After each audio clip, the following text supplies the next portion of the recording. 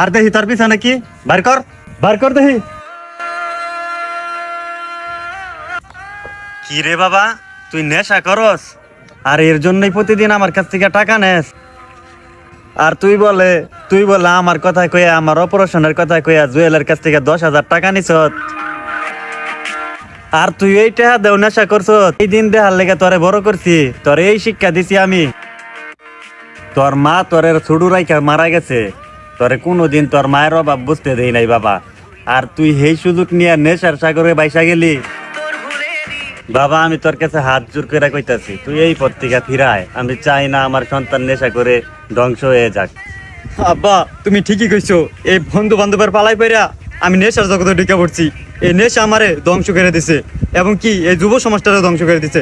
আব্বা আমি তোমার সহায় কথা দিলাম, আজকের পরে থেকে আমি আর জীবনে নেশা করব না। আব্বা তুমি আমার মাফ করে দাও।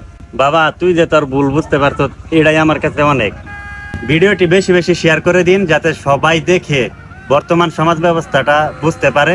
এবং কি আপনার সন্তানকে ভালোবাসুন, কিন্তু সেই ভালোবাসা যেন সন্তানের ধ্বংসের কারণ না হয়, সেই দিকে খেয়াল রাখবেন। ধন্যবাদ সবাইকে, আসসালামু আলাইকুম।